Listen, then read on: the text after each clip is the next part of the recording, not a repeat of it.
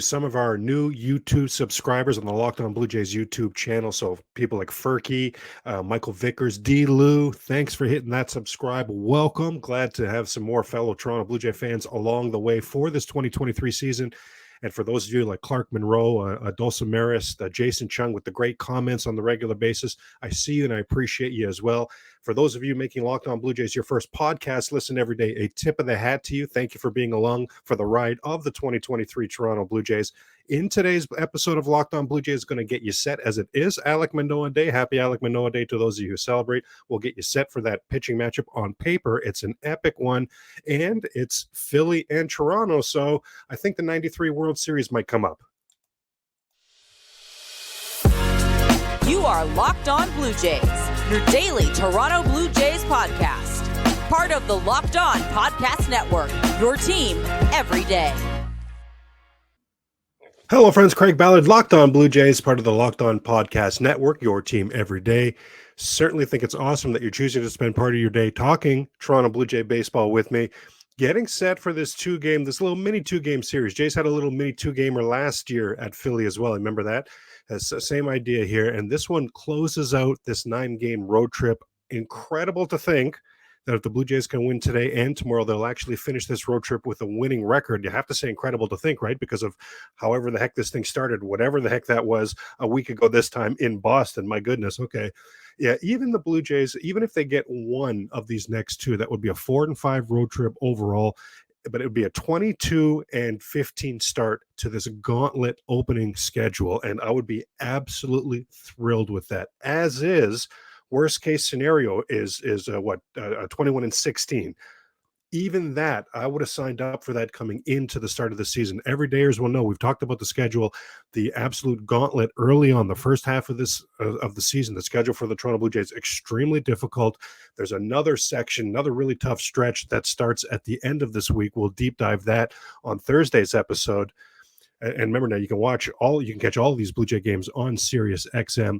But the first two will be in Philadelphia. Again, even if they can get one of these two, that'll be a 22-15 start to the season, a season that starts with 25 of their first 37 games on the road. Not an easy way to start at all. Blue Jays, that Boston, they lost the first series on the road to St. Louis.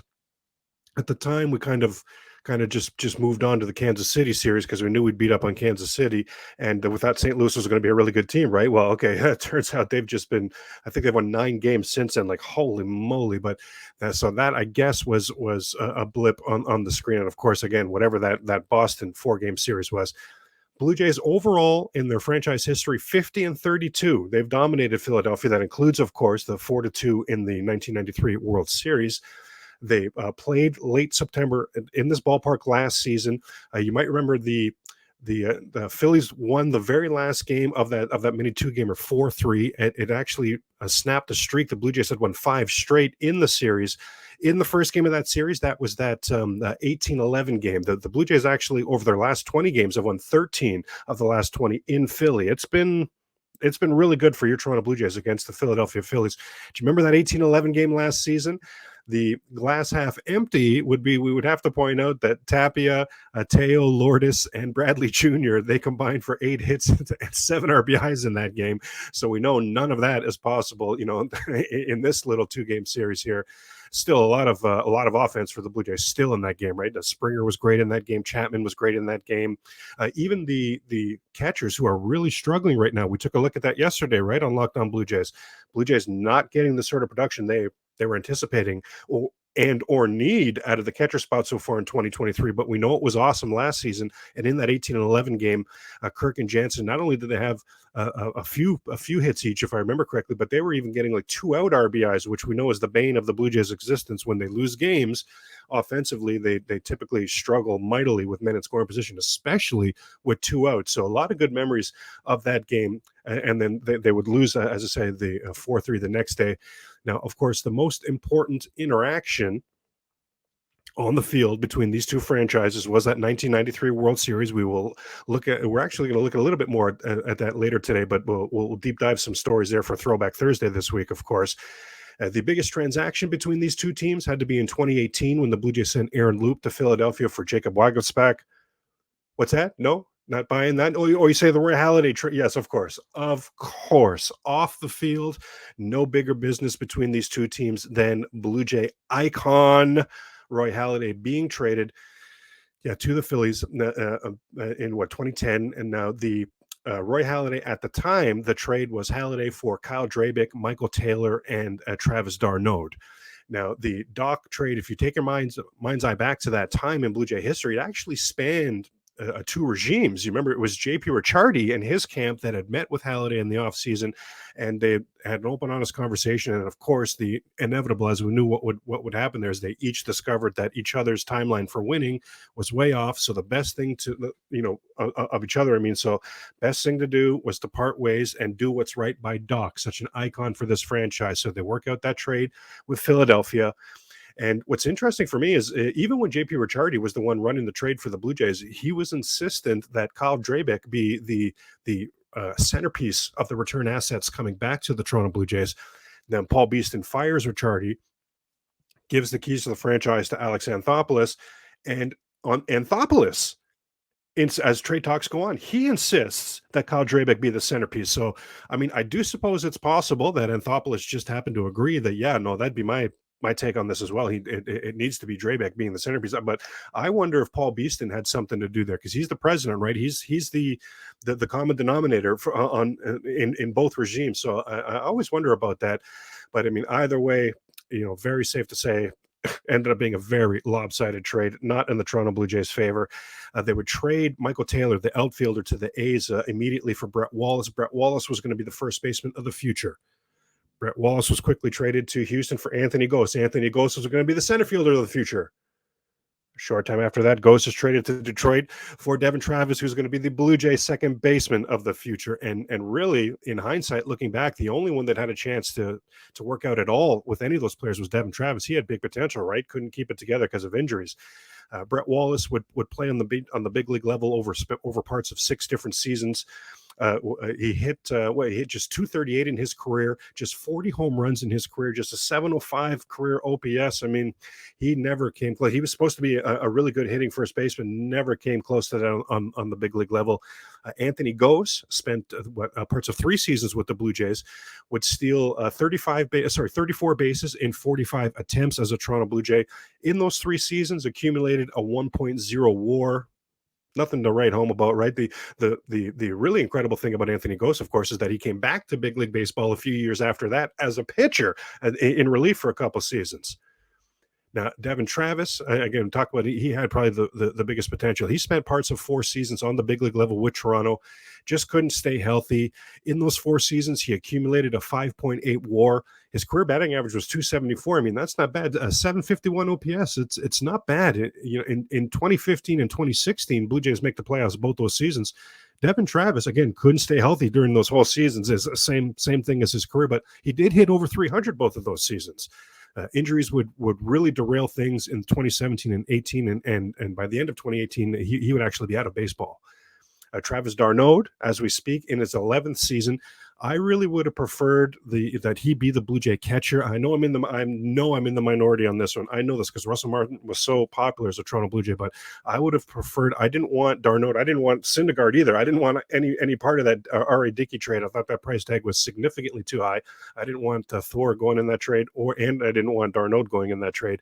I would have preferred d'Arnaud to be the Blue Jay catcher, and that the Blue Jays not give that 5-year, $82 million huge contract to Russell Martin. And I'd rather they were going to spend that money now. Rogers was spending money at this point. I would have rather seen it allocated elsewhere. It was on the table where the 1, 2, and 3 for the Blue Jays for years to come could have been Stroman, Sanchez, and Thor if everything had worked out to their potential with a lot of money to spend. But it went a different route. In Martin's 4 seasons with the Blue Jays, he averaged a 225 batting average. Travis d'Arnaud significantly. He's well above that. He had, as a Blue Jay, Russell Martin had a 735 OPS. d'Arnaud is at least that, if not a little bit better than that as well. Now, I get that Martin was good defensively, he had more power than d'Arnaud. Certainly, I would say that as well. But the small differences there, I just don't see enough to make up for that d'Arnaud could have been a very serviceable catcher for the Blue Jays, in my opinion, anyway, and that money could have been spent elsewhere. Now, how about the centerpiece? of the Philadelphia Phillies Toronto Blue Jay trade. How about Cal Drabeck? Oh, from a Blue Jay standpoint, how about Cal Drabeck? Spent parts of 5 seasons on the MLB level with the Blue Jays. He totaled his career total is 8-15. That's his career record. His ERA was 5.27 as a Toronto Blue Jay. Remember, 5.27, that was Jose Barrios' ERA last season when it was the worst in baseball, right? Remember how much you hated Barrios' 2022? Well, that was the entire career that the Blue Jays got out of Kyle Drabeck. After the Blue Jays in 2015 and 2016, he would pitch 4 total games for the 3 for the White Sox, 1 for the Arizona Diamondbacks. That was it. His 3 best starts with the Toronto Blue Jays was actually a little string that he had there with veteran catcher Jeff Mathis, but it was the only time any sort of potential was really on display for Kyle Drabeck. He had other veteran catchers in there as well: Jose Molina, John Buck, Gianna Navarro, Josh Tolley. He caught with he was a battery mate with JP Aracibia a lot, and they got absolutely rocked. How about the Roy Halladay aspect of this trade? Doc Halladay with the Philadelphia Phillies there for 4 seasons. His first 2 were chef's kiss, just incredible. The last 2 things were over. Injuries had piled up, and it was the final 2 years of his career. He was a shell of himself, couldn't stay healthy. It was over the last 2 seasons. But all told, in his 4 seasons in Philly, 55-29, ERA just over 3. The only reason it even went over 3 is, again, those last 2 seasons, he was not himself at all. Those first 2 seasons, my goodness. The first season he's in Philly, wins the Cy Young. Second season, follows it up with an encore, finishes second in Cy Young voting. He has the lowest walk ratio in the league, the best strikeout to walk ratio in the league. He leads a typical Roy Halladay, leads Major League Baseball. Of course he did, in complete games, both of those first 2 seasons. I mean, my goodness, he had 5 shutouts over those first 2 seasons. I mean, how far back would we have to go, really? It would be years to accumulate the 5 shutouts for the Toronto Blue Jays. To accumulate it, we'd have to go back a long time, I would think. And Roy Halladay had 5 in those first 2 years with Philadelphia. He was so special. He was so good. Made 5 playoff starts for Philly. Threw a no-hitter in the playoffs for the Philadelphia Phillies. I mean, are you absolutely kidding me? Are you absolutely kidding me? Roy Halladay, the GOAT. A minuscule 2.37 ERA in the playoffs for Philadelphia as well. I mean, Doc did so much in Philly, and especially again in those first 2 seasons, that his widow actually decided that he would go into the Baseball Hall of Fame wearing a neutral hat because he loved his time in Toronto so much, but he loved his time in Philly as well, and he acknowledged that his time in Philly really solidified his Hall of Fame resume because being in the playoffs like that, he was on national stages. Again, no hitter in the play. Like, are you kidding me? He absolutely kicked ass on a national stage. Everybody got to see, oh, I've heard tale of this guy, Roy Halladay. Oh my gosh, look at this guy. Look at this repertoire. Holy moly. That was Roy Halladay. Back with more Locked On Blue Jays in just a moment as we're about to get into tonight's pitching matchup. Happy Alek Manoah Day to those of you who celebrate. And with today being Toronto Blue Jay game number 36 on the season, we'll take a look at the best player to ever wear number 36 in Toronto Blue Jay franchise history. That's 2-time Blue Jay David Wells. But first, make a fast break to FanDuel during the NBA playoffs, because right now new customers can get a no-sweat first bet up to $1,000. That's $1,000 back in bonus bets if your first bet doesn't win. Great promotions every day on FanDuel. It's a safe and secure app. You get paid instantly, so there's no better place for all the playoff action in the NBA. And, of course, we know it's go time for baseball as well. No better place than America's #1 sports book. So visit FanDuel.com/lockedon and get a no-sweat first bet up to $1,000. That's FanDuel.com/lockedon. FanDuel, official sports betting partner of the NBA. Let's get into the pitching matchup for tonight's game. Remember, you can catch tonight's game on SiriusXM. Alek Manoah versus Aaron Nola. Now, on paper coming into this season, you talk about dream matchup. Holy moly, on paper coming into 2023, this is ace versus ace. This is special pitcher versus special pitcher. Last season, Alek Manoah finished 3rd in an AL Cy Young voting. Aaron Nola finished 4th in NL Cy Young voting. Like, they're both excellent pitchers. Neither one has really been recognizable so far to at least get going here in 2023. Alek Manoah 1-2 on the season, 4.71 ERA. That's more than double his 2022 ERA. And everydayers will remember, we talked at the beginning of the season that all of the projection systems, they all have Alek Manoah taking a step backwards this season. In fact, they all have Alek Manoah having an ERA in the 4s this season. And I said, just flat out from his stuff alone, I cannot see it happening. Well, I've been very wrong about that so far. His ERA in the high 4s, in fact, all is not lost. I very much think that this is something that he can turn around. But truth be told, what have we seen? What's the eye test? Even with the numbers, what's the eye test tell us? He's not been near as sharp. The neither the two-seamer nor the four-seamer has been anywhere close to as sharp and as good with the control and the accuracy and the slider. That once completely unhittable slider, I don't even understand what's happened to that pitch so far this season. I know there's time to right the ship. Yes, indeed. Now, Alek Manoah's ERA at home is just under 8. Holy moly. Opponents hitting .322 versus Manoah at home. So there's the glass half full of that. He has been much better on the road. This, of course, a road start. His ERA under 3 on the road. Opponents hitting .230 versus Alek Manoah on the road. Now, it hasn't been good every time out on the road, right? In fact, remember his very last time that we saw him pitch was at Boston. He was absolutely rocked, but he was good at Kansas City. He was good at New York, battled in both those games, right? Neither one was really even Alek Manoah at his best, but really battled and pitched certainly well enough, you would have to say, in both of those games. I would have to say anyway. His ERA over 7 in day games, but his ERA is at 2.82 in night games. So whatever the routine is to get himself ready for night games, it has been a lot more Alek Manoah than what we've seen. Again, there's a lot, if you're just looking on the surface on the numbers with Manoah, there's a lot you're not going to like, but there's some glass half full things going on here. He has done well in some road starts, and he does pitch well, or he has pitched well in his night starts. Now, one thing that definitely, and it's not just an Alek Manoah thing, but hey, Toronto Blue Jays offense, dormez-vous, let's go. The last 4 games with Manoah on the mound, the Blue Jays are averaging 2 runs per game. I mean, even 2022 Alek Manoah, that wasn't going to cut it. Even 2022 Alek Manoah is going to give up two or three runs in 7 or 8 innings, right? Like 2 runs a game for this Blue Jays offense. Let's definitely go, right? This will be Manoah's first time on this mound at Citizen Bank. This will be his first time facing the Phillies anywhere on earth, in fact. Now, there are a couple of Phillies, Josh Harrison and Brandon Marsh, who, because of Harrison with the White Sox and Marsh with the Angels, have faced Manoah before. They're combined 1 for 11 with 4 strikeouts. The matchup I'm really going to be watching is that Brandon Marsh, Alek Manoah matchup. Marsh is 0 for 6 with 4 strikeouts against Manoah. I mean, you talk about domination, right? But again, has Manoah been the Manoah we know and love so far this season? And worth noting, Brandon Marsh seems to be authoring a breakout season. He's been really good so far in 2023 for the Phillies. So that's a matchup definitely going to keep an eye on. For Manoah in general, his hits are up. His walks are way up. His walks have more than doubled, again, with the control, right? And his strikeouts are down. And what have we seen? Really, every time I feel like Manoah's gotten himself in trouble, where that 1-run inning has become a 3 or 4-run inning, has become a backbreaker in the course of a game. What have we seen? Every single time, take your mind's eye back to those at-bats. Every single time, that huge moment where if he can get strike 3 on this batter, he can. That's a big out here. That's a big moment in this game. Instead, it gets taken for a hit. It's always with 2 strikes, right? He's really struggled getting that strike 3 so far this season. And again, in particular, I want to go back to that slider, the slider.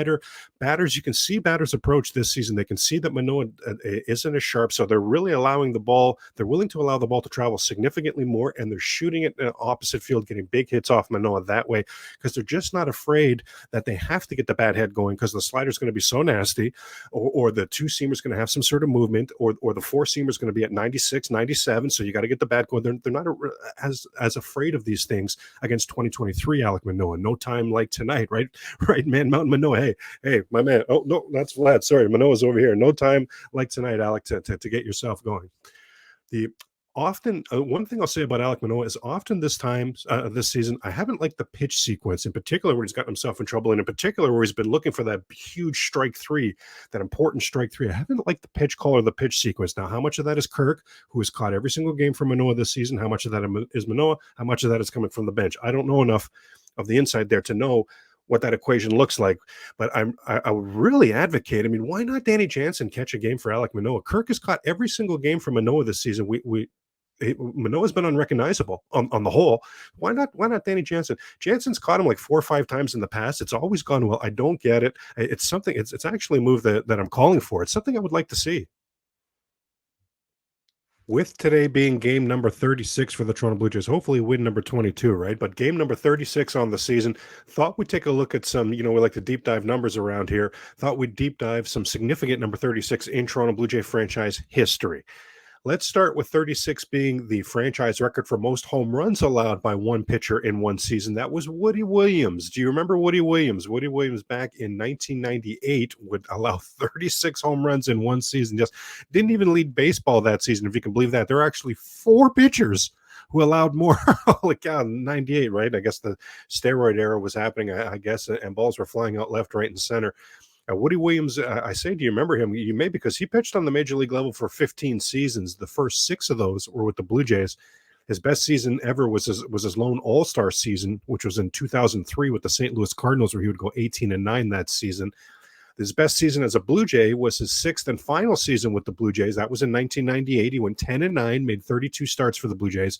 That 98 team, that was the Tim Johnson season. If you remember him, Tim Johnson, the Blue Jays had fired Cito Gaston. They brought in Tim Johnson, brought in a lot of big-name candidates that had applied for the job to be the new manager of the Toronto Blue Jays. Tim Johnson ends up getting the job, and throughout the year, really conveyed message and did motivating and things like that with stories from his days in Vietnam. Come to find out, he was never in Vietnam. There's a few things he lied about, that being the most egregious and distracting thing. Blue Jays originally were going to keep him on as the manager, and he had done a very good job overall as manager, but just ultimately those sort of lies, it just became such a distraction. He would only last one season, and even though he did a good job with the 1998 Toronto Blue Jays, because of all the controversy from all the lies he had told, he never managed again in big league baseball. Now, the best player to wear number 36 for the Toronto Blue Jays was David Wells, Boomer Wells. You remember Boomer Wells? Fan favorite for sure, easy to cheer for, quite a character on and off the field. Pitched 21 seasons in total at the big league level. I mean, is that legit? Wow. 9 teams all told. Played for the Blue Jays twice, totaling 8 seasons, by far the most that he pitched with any franchise. Over the course of his career, David Wells was a 3-time All-Star, including in the year 2000 as a Toronto Blue Jay. That was his second time around with the Blue Jays, and it was his best, very likely the best season he ever had. That year 2000 season, David Wells, 20-8, led Major League Baseball with 9 complete games, finished 3rd in Cy Young voting that season. Now, David Wells was part of the 1992 World Series champion Toronto Blue Jay team. Now, he didn't pitch well in the regular season. He was 7-9. ERA was over 5. Didn't pitch well. It was one of the worst regular seasons in David Wells' career. But he did pitch well in relief in the World Series for the 92 Blue Jays. Blue Jays brought him in 4 times in that 92 World Series. He would total 4 1/3 innings pitched, no runs allowed. He only allowed 2 base runners, had, I think, a 3 or 4 strikeouts in there as well. He did a really nice job for the 92 World Champions out of the bullpen. David Wells would get 4 playoff starts for the 1998 champion New York Yankees, and he won all 4. Like, he had some big-time playoff moments throughout his career. And that's going to wrap up. Shout out to David Wells of Boomer Wells, right? Shout out to Boomer Wells. That's going to wrap up Tuesday's Locked On Blue Jays episode. Catch tonight's game starting at 6:40 p.m. Eastern on Sirius XM. And tune in tomorrow's. We'll get you set for Kevin Gausman versus Zach Wheeler. Wow, another great pitching matchup, at least on paper, right? Taking place tomorrow. And we'll take a look at how that Blue Jay Philly World Series played out. For now, keep it locked on the Locked On Podcast Network and check out Locked On MLB. And if you're a fantasy baseball fan like myself, check out Locked On Fantasy Baseball. And hello again, friends. Greg Ballard, Locked On Blue Jays, sneaking back in a little bonus content here because wanted to do some trivia today because, of course, there's a great history, right, with Blue Jays and Phillies. We know that. So let's do some trivia when it comes to these two teams. First question. Who was the Phillies manager in that fateful, incredible 1993 World Series? And it's significant because a few years later, he would actually become the Toronto Blue Jay manager. Do you remember who that was? Question number 2. Which Philadelphia Philly led the 93 World Series with 4 home runs? Yeah, there was a 6-game series. One of the Phillies had 4 home runs in that World Series. And a bonus to question number 2, the Toronto Blue Jay that had the most home runs for the Blue Jays, there were 2 players who each hit 2 home runs in the 93 World Series for the Toronto Blue Jays. Who were those players?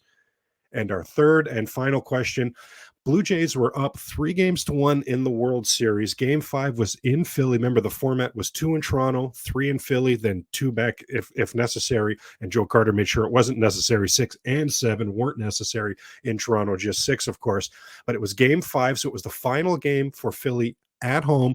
They had just lost the heartbreaker 15-14. Remember that thriller? We're going to look at that thriller on Thursday's Throwback Thursday Blue Jay episode for sure. We're going to deep dive that 15-14 Game 4, one of the most incredible baseball games I've ever seen, let alone World Series, just one of the most incredible baseball games I've ever seen. And then, of course, we know the drama that took place in Game 6. But in between those two was a Game 5 absolute gem by a Philadelphia Phillies starter. Who was that starter?